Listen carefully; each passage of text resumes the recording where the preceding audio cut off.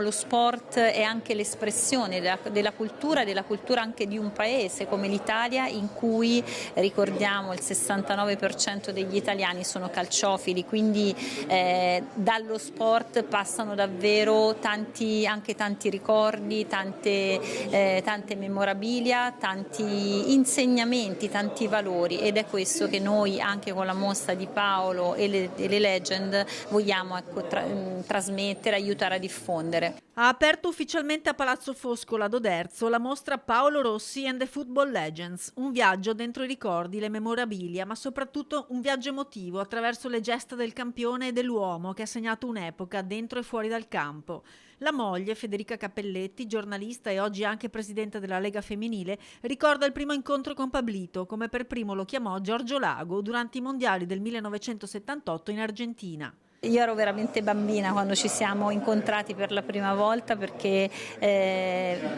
quando Paolo arrivò a Perugia,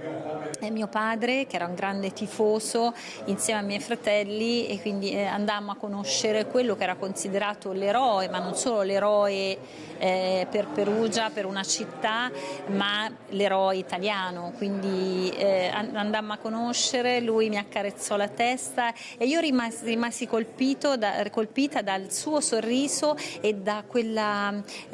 luminosità che avevano i suoi occhi, quel sorriso e quella luminosità che poi ho ritrovato dopo tanti anni e che mi ha fatto innamorare di lui.